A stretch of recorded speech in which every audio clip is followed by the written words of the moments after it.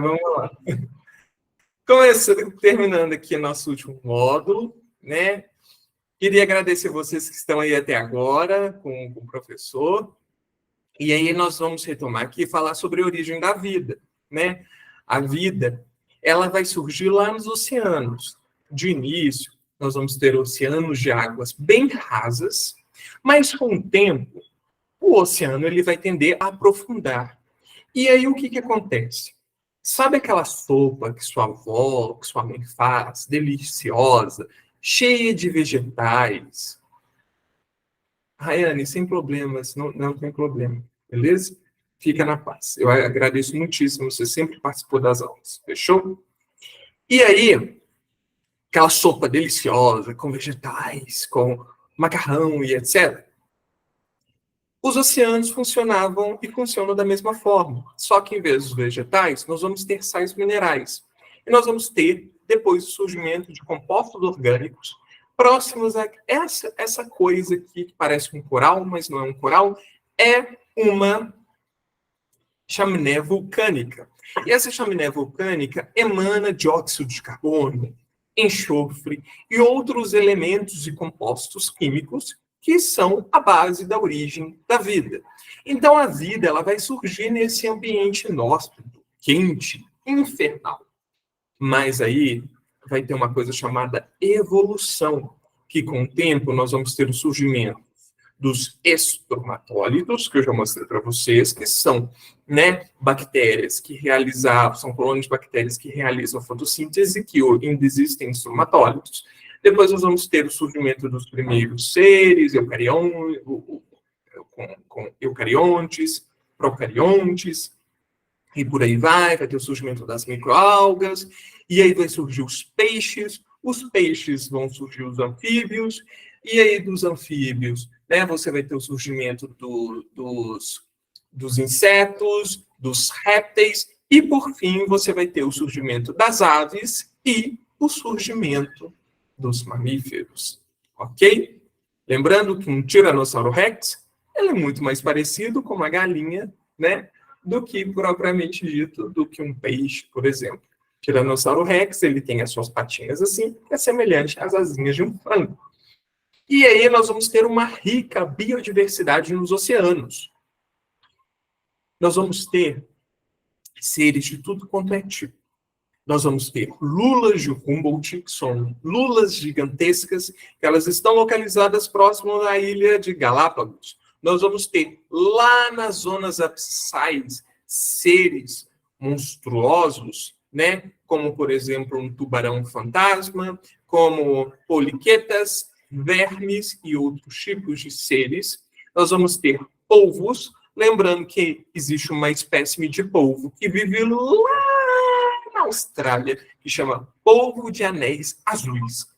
Esse polvo, ele é extremamente venenoso, porque no seu bico, lembrando que o polvo ele tem um bico semelhante a um bico de papagaio, ao te morder ou te pinicar, ele lança uma toxina quase que mortífera. Lembrando também que nós vamos ter uma variedade de seres, desde mamíferos, passando pelos peixes, corais. Lembrando que coral é uma planta ou é um animal?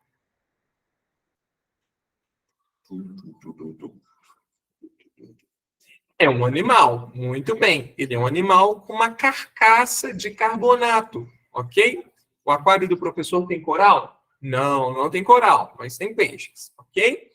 E aí nós vamos ter uma diversidade de conceitos. Nós temos o quê? O conceito de mares, que está localizado, que os mares estão localizados e são cercados pelos continentes, ok? E você vai ter os oceanos, que são áreas extremamente grandes, né? Por exemplo, nós vamos ter uma profundidade muito maior nessa região, né? Por exemplo, quando você, jovem, ou quer fazer um cruzeiro, e você está na região da Grã-Bretanha, e você vai fazer um cruzeiro em 1912, ao lado de Jack e Rose. E aí você está lá cruzando, né, o Oceano Atlântico Norte. quando de repente tem um iceberg. Por que tem um iceberg flutuando? Porque a água salgada ela tem uma densidade superior à água doce, ok? E aí você vai ter um iceberg e o seu navio vai bater na lateral desse iceberg. Mas você teve a má sorte de estar num dos pontos mais profundos do Oceano Atlântico, que é a região onde o Titanic afundou, que o Titanic afundou numa região que a profundidade média é de 3.000 quilômetros, ok? Então ele chegou naquela região, afundou e se dispersou ali no fundo daquela região abissal. Perfeito? Perfeito. E aí nós vamos ter os oceanos e mares, e eu trouxe para você o Mar do Japão. É uma área muito rica em biodiversidade, não é à toa que os japoneses se utilizam-se do mar, né? Desde para a extração de sal, a dessalinização das águas para abastecimento, até mesmo para a alimentação dessa população, né? Lembrando que o Japão, por ele ter uma área muito reduzida, os japoneses utilizam-se ao máximo do mar. Então, diferente do nosso povo, que tem um costume de se alimentar propriamente de camarões, lagostas, né? Se você é uma pessoa muito rica, nada, uma lagosta,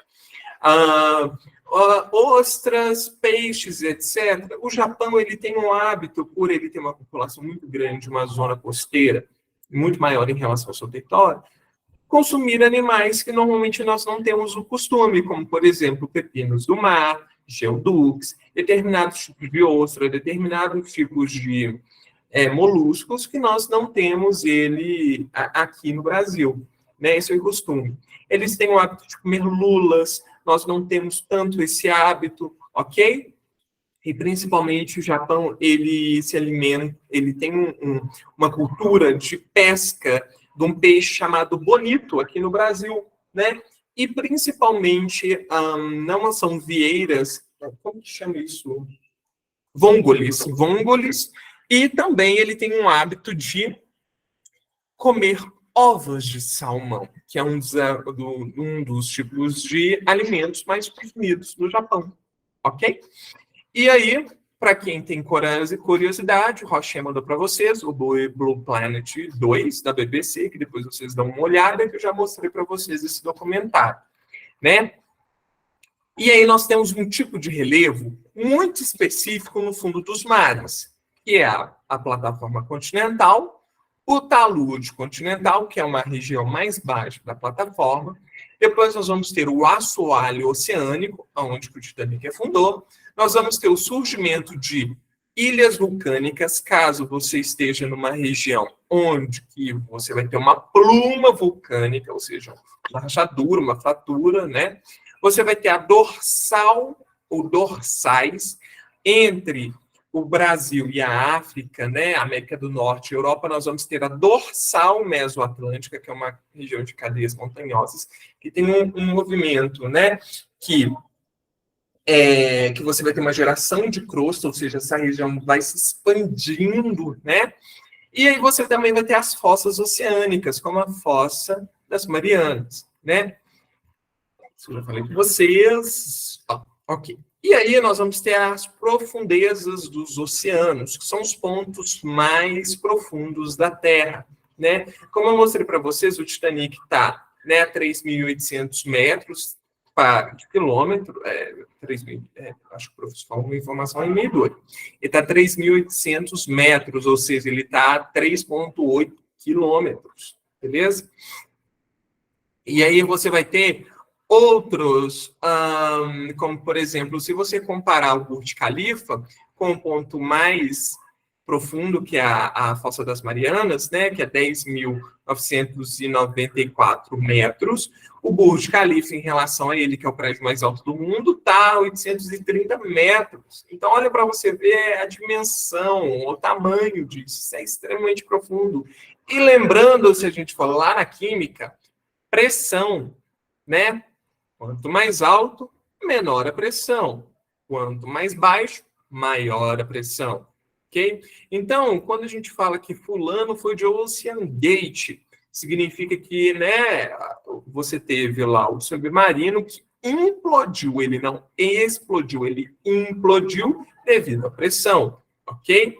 E aí nós vamos ter as bacias oceânicas, que vão ser regiões de deposição daquele material sedimentar que vem dos rios, ok? Lembrando também que nós vamos ter as zonas fóticas e afóticas, né? Que são a diferença, né? A zona eufótica, né? Eufótica, depende do tipo de nomenclatura que você está utilizando. Você vai ter uma incidência da luz que consegue penetrar até 200 metros de profundidade, né? E você vai ter a zona afótica, que é uma região que não recebe qualquer incidência luminosa, né? E aí você vai ter a existência de seres bioluminescentes, ou seja, seres que produzem a sua própria luz. Ok? Dúvidas até agora? Abro com o professor. Dúvidas?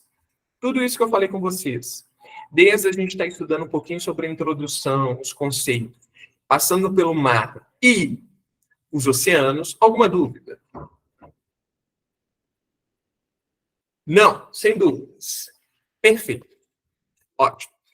Então, nós vamos chegar à nossa última parte, que são os recursos naturais energéticos. Eu acho que essa semana eu já falei de recursos naturais energéticos umas 5 vezes, e essa deve ser a 6ª vez. Mas não tem problema. Os recursos naturais e energéticos, depois vocês dão uma olhada nessa música, eu acho que eu já mostrei para vocês. Eles são divididos em recursos minerais e recursos energéticos. Os recursos minerais são rochas ou minerais que apresentam um valor agregado, né? E eles são originados de processos endógenos ou processos exógenos. Endógenos estão relacionados ao interior do planeta Terra e os exógenos estão relacionados ao exterior do planeta Terra. Quais são os minerais e rochas que possuem valor agregado? Falem com o professor. Me dê exemplos de minerais e rochas que possuem valor agregado. É qualquer rocha? Oi? Ferro. Ferro? Sim, mas o ferro a gente pode falar, Israel, da canga, certo? E do itabirito. Beleza? São tipos de rochas. Oi? Cobalto. Cobalto também é um tipo de mineral. O cobalto ele é extremamente isolado e ele é utilizado também para estar fazendo tintas, etc. Né? O que mais? Daniel trouxe a bauxita, muito bem. Laura trouxe os diamonds. Diamonds and girls' best friend. Os diamonds são os melhores amigos das mulheres, como diria Mary Monroe, né? Raiza está trazendo o alumínio, muito bem, né? Esmeralda. As esmeraldas, os topázios imperiais, né? As safiras, lápis lazuli, o ouro propriamente dito, né? A ametista também, ela tem um forte valor agregado na joalheria, né? Então, são elementos que possuem, são minerais e rochas que possuem um alto valor agregado. Além disso, nós vamos ter o quê? As rochas, o mármore Carrara, que é o mármore italiano retirado de uma determinada região da Itália, né? Não é em qualquer lugar que você vai encontrar um mármore de Carrara. Você também vai ter algumas rochas de alto valor agregado, né? Como determinadas espécimes de mármores, determinadas espécimes de granitos, né? Que são utilizados para decoração, né? E além disso, nós vamos ter minerais extremamente raros, extremamente caros, como, por exemplo, o urânio, né? Extremamente radioativo. Laura está trazendo, nada supera os cristais do mercadinho que absorvem energia. Alguns emitem também, fica perto de uma barra de urânio para você sentir poder da radiação emanando daquela cor maravilhosa. Ai, que ódio, professor. Aí você vai ter também os recursos minerais, né, que eu estou falando com vocês, que eles vão se formar e podem ser encontrados nos escudos cristalinos, ou seja, e também nas bacias sedimentares, né? Como, por exemplo, o arenito, ele se forma numa região de bacia sedimentar. E aí, essas regiões podem passar por estresse. Sim, elas podem ficar estressadas. E aí você vai ter, né, por exemplo, se você tem uma região onde que passou por um processo de metamorfismo, você vai ter determinados tipos de rochas, ok? Por exemplo, mármore. O mármore é uma rocha metamórfica, ok? Então, rochas podem se transformar em outros tipos de rochas. Vou contar uma coisa para vocês. Quando eu estava na faculdade, existe um tipo de rocha chamada citrino. Vou pegar aqui para você. Citrino.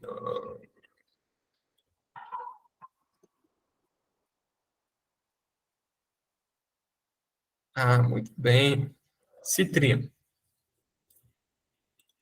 O citrino é essa belíssima rocha, um belíssimo mineral.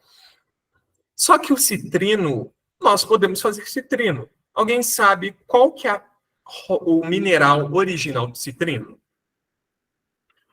Carbono? Não. Não, é mineral não. Pelo amor de Deus, quer dizer. O carbono é do Ouro? diamante. O carbono é do diamante. Sim, sim.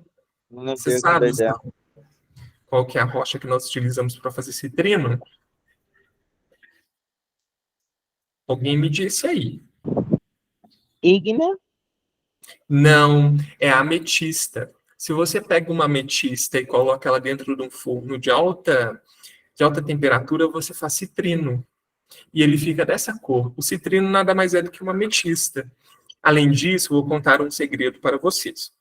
Normalmente, né, quando você tem aquela pessoa amada, que você ama tanto, tanto, tanto, que você não quer separar dessa pessoa, você compra o que para ela? Um anel.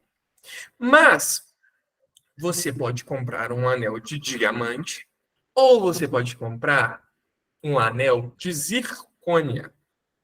A zircônia, ela pode ter várias cores, mas você encontra zircônia azul, amarelo, laranja, verde na natureza? Não. O que você faz com a zircônia? A zircônia é um cristal e você pega ela e bombardeia ela com um raio de radiação. E aí o que acontece? Mas a zircônia, Israel, você também consegue encontrar em camelô. Aquelas, se não for vidro, eles utilizam a zircônia naqueles anéis, sabe? E aí eles pegam radiação e bombardeiam a zircônia muda de cor e eles vendem isso a um valor exorbitante. Lembrando também que nós temos uma joalheria muito famosa chamada Swarovski, que não vende diamonds, eles vendem cristais. Cristal Swarovski, ele é patenteado porque existe um processo de lapidação e de qualidade única. Ok? Perfeito? Perfeito. E aí nós temos uma distribuição desigual de minérios na face da Terra. Os maiores produtores, né, extratores de minérios são a Rússia, por causa da sua extensão territorial, a China, a Austrália, Estados Unidos e Brasil. E os minerais são divididos propriamente ditos em minerais metálicos. Digam-me exemplos de materiais metálicos que não estejam ali. Kaiser Swarovski é uma marca, ok? Acho que eu já expliquei um pouco menos. Minerais metálicos. Prata, muito bem, Daniel. Cobre. Cobre, mineral metálico. Bronze. Bromo. Lembrando que o bronze é uma liga, tá? Ele não é encontrado propriamente dito na natureza, ele é uma liga. Ele é uma... Chumbo. Hã? Chumbo. O chumbo também é material metálico, o ouro, propriamente dito, é material metálico. Os materiais metálicos, eles possuem a capacidade de conduzir energia, né? Então, O índio. o alumínio também é material metálico. O índio. Oi? Índio. É metal? Também. Oi? Perdão, não escutei. O índio é metal? Sim. E aí, nós temos também outros materiais, outros recursos, que são os recursos não metálicos, ou seja, eles não possuem a capacidade de conduzir, propriamente dito, energia, né? Então, a gente tem algumas diferenças também entre os recursos metálicos e os não metálicos, como o brilho, né, que ele é dado pelo polimento, os elétrons livres, né? Você vai ter também, por exemplo, eu não sei se os barmans, eles utilizam uma coisa chamada coqueteleira de Boston, que ela é feita de alumínio e ela tem uma condutividade térmica muito boa, então resfria a bebida muito rápido, né? Eu pensei que era irídio que ele tinha falado. Só um momentinho, gente. Deixa eu só ver aqui. Travou aqui.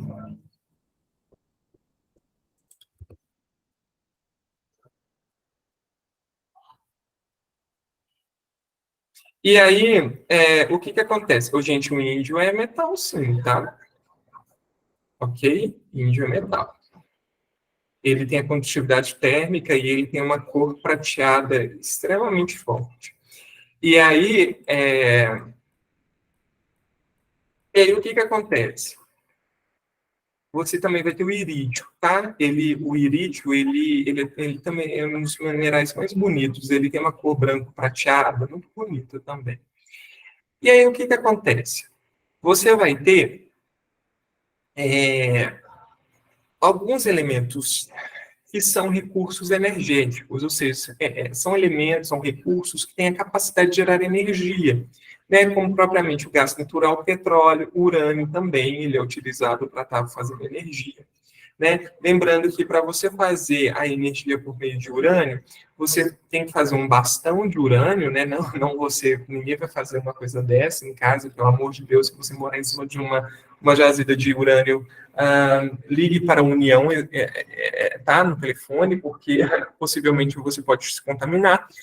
Mas nos grandes laboratórios eles fazem uma barra com urânio e essa barra ela é armazenada dentro de grandes piscinas e eles pegam essa barra de urânio e colocam num reator repleto de grafeno. E ali acontece, né, a transformação do urânio por meio do bombardeamento de átomos. Aí um átomo se choca com o outro e forma energia, ela é capturada pela essa parede de grafeno e aí você vai ter o processo de energia nas usinas nucleares. Perfeito? Ok. Lembrando que nós temos extração de hidrocarbonetos tanto no continente quanto nas plataformas. O nome das plataformas são extração e offshore, ok? Tudo que está além da nosso continente é chamado de offshore. Você pode ter mineração a offshore, também pode ter algum tipo de mineração. Lembrando que para minerar, para tirar o petróleo, você tem que ter uma plataforma, num lugar onde você tem uma pluma de petróleo, e aí eles fazem um furo. Na verdade, essa plataforma, ela não necessariamente ela vai estar grudada ao solo, ela pode estar passando por um processo de ancoragem, e aí você vem com uma sonda, com uma broca diamantada, faz um furo de perfuração e injeta água salgada lá onde está o petróleo. E o petróleo emana. Quando ele emana, eles capturam ele. Uma parte do petróleo que é o gás natural, né, que passou pelo processo de decomposição e etc., que está aprisionado nas rochas, ele passa por um processo de queima. Por isso que você vê aquele foguinho saindo da plataforma, ok? Que é uma forma de garantir a segurança, porque ele é um material extremamente volátil, extremamente perigoso, tá? E aí, nós vamos lembrar o seguinte, né? Nós temos vários tipos de minerais e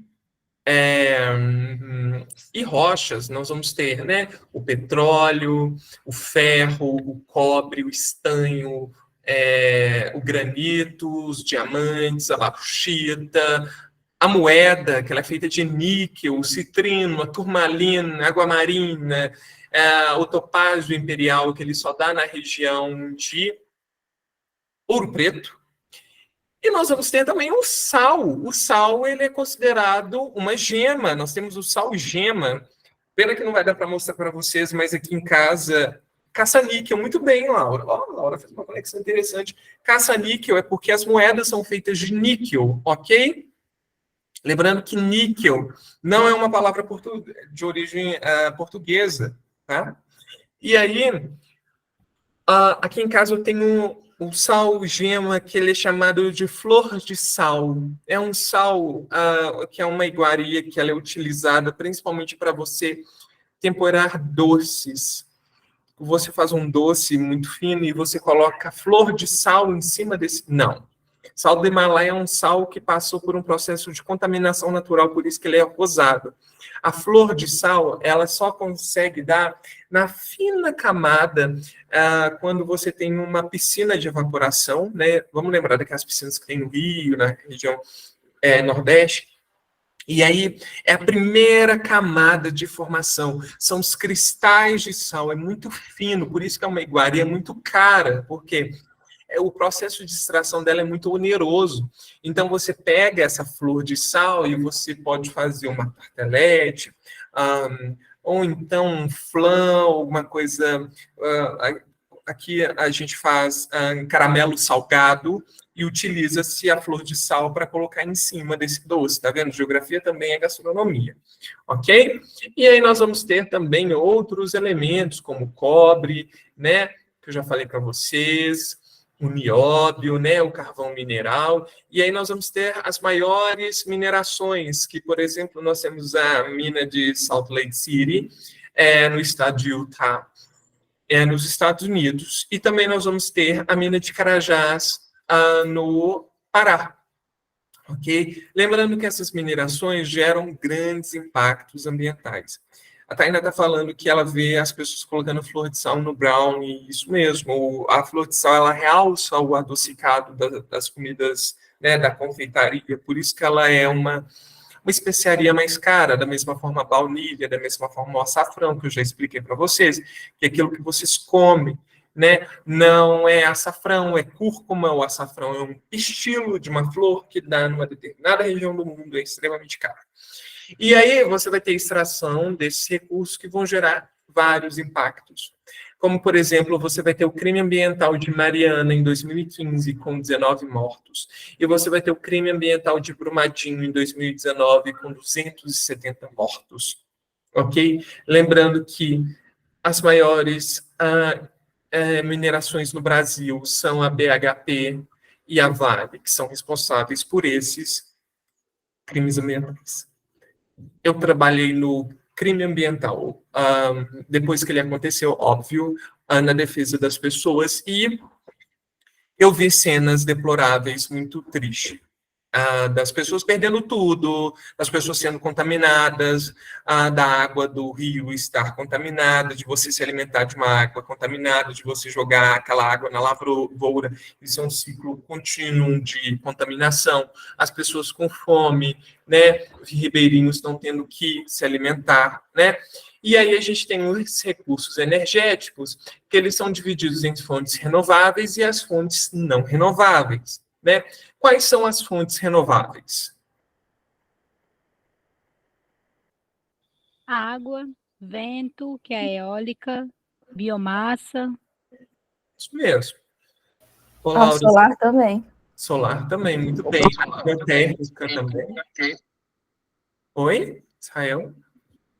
Tipo assim, a água se torna renovável, porque, tipo, tem professor que fala que é renovável, tem professor que fala que não é um recurso renovável, eu entendo assim meio. Por que agora? É renovável ou é, Felipe? A água ela é um recurso. Quando a gente está falando de recurso energético, ou seja, para geração de energia, a água é um recurso renovável, porque a água tem um ciclo, né? Agora, quando nós estamos falando de água potável, já é diferente, Israel. A disponibilidade de água potável, ela vem diminuindo cada vez mais por causa da contaminação, ok? Mas, você precisa de água potável para estar gerando energia? Não. Se fosse assim, então não existia a represa de Itaipu, não existia a represa no Rio São Francisco, entendeu? Mas quando a gente está falando de água potável, aí sim a gente está falando de um recurso que está se tornando cada vez menor, ok? A Rayane está me trazendo. Exploração de lítio tem sido muito maior em decorrência dos carros elétricos. Você acha que em algum vestibular paulista pode cobrar esse tipo de exploração de países que não possuem essa indústria? Eu acho que pode cair alguma interpretação, mas sobre propriamente dito exploração disso, eu acho que acho que pode cair uma questão de geopolítica sobre o lítio. Bom, e aí nós temos as fontes não renováveis, que são as mais legais, não é, galera? Queimar um combustível fóssil, não é? Fazer uma poluição na cidade, usar uma termoelétrica para aumentar o valor da conta, né? Usar carvão para fazer mais poluição, mais fuligem, né? Muito legal, né? Principalmente para os donos das usinas termoelétricas, que assim, na época da seca, eles amam, eles adoram. Energia nuclear renovável também, né? Não, energia nuclear não. O que acontece sobre energia nuclear? Ela precisa de um mineral, né, Daniel? Então, o que acontece? Não existe ciclo do urânio. O urânio um dia vai acabar. Se você tem uma fonte de energia que vai acabar um dia, então ela não é renovável. Pelo contrário, né? A exploração de urânio ela é extremamente onerosa, né? Extremamente perigosa também, né?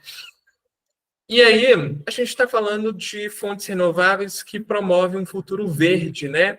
Então, essas fontes renováveis, elas estão relacionadas, em muitos casos, à energia geotérmica, que aqui no Brasil nós não temos. Nós vamos ter a energia geotérmica, principalmente na Islândia, né? Que são regiões que você tem que ter água quente, né? Vai, porque você precisa de um mineral, né? Da mesma forma, o petróleo. E aí você vai ter a energia eólica também, propriamente dita, né? Que vocês já falaram, a biomassa, a energia das usinas hidroelétricas e a solar, e a mais interessante que é das ondas das marés. E aí nós entramos num conceito que pode cair no Enem, que são as smart cities, né? Ou no britânico, smart cities. Você vai ter uma cidade que ela possui transportes rápidos e modernos, energia renovável, educação e ciência, gerenciamento eficiente. Aqui no Brasil nós temos smart cities.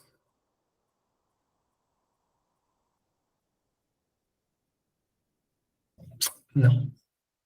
Alguém me sabe um exemplo de smart city?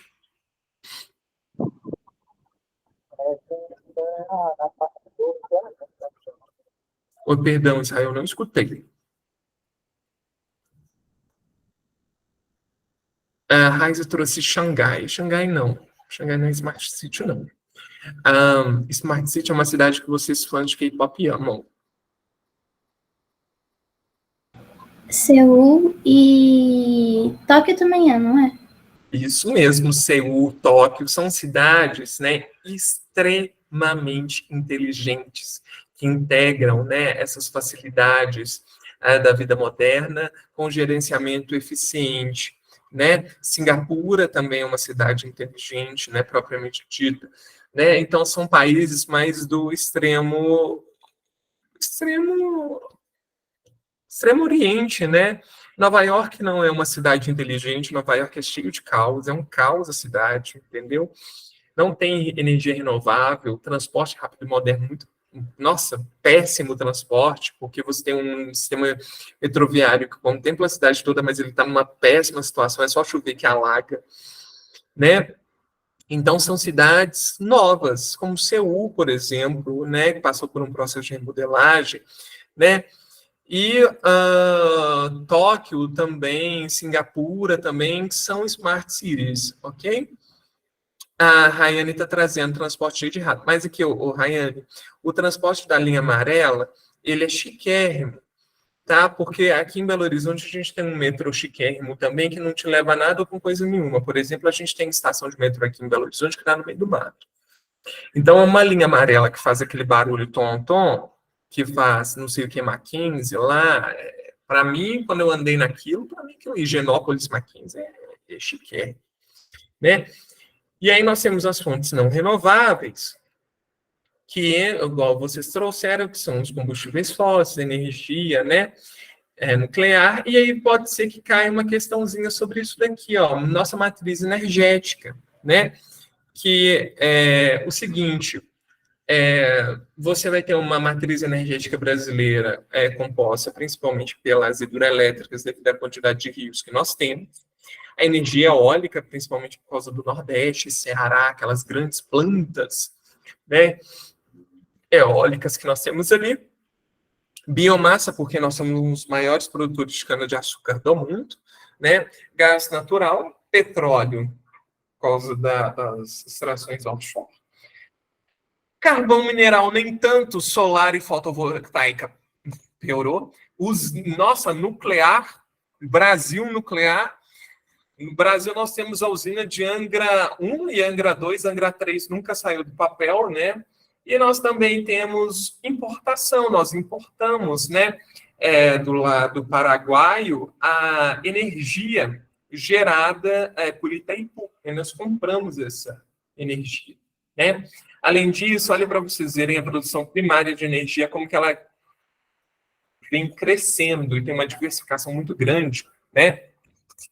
Nós temos em 1995, e aí você vai ter um crescimento, né, do gás natural, das hidrelétricas e etc. Ok? Vamos ler os comentários. Todo centro urbano tem rato, professor? Sim, às vezes sim.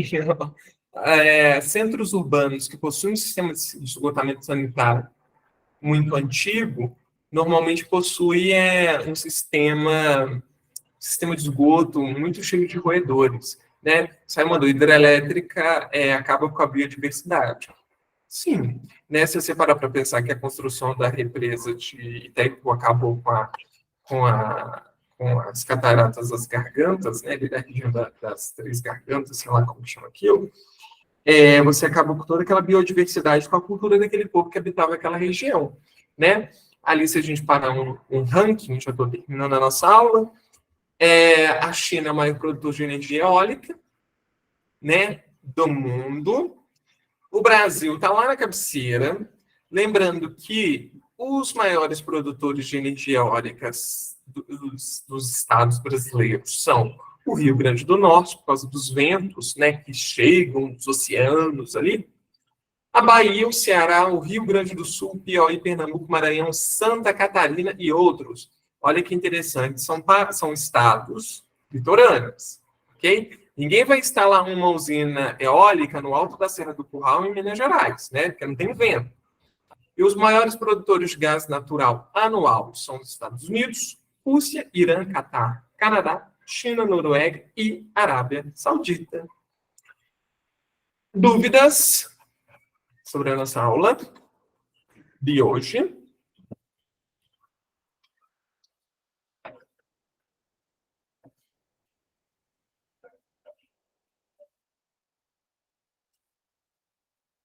Sem dúvidas. Não dúvidas, sem dúvidas.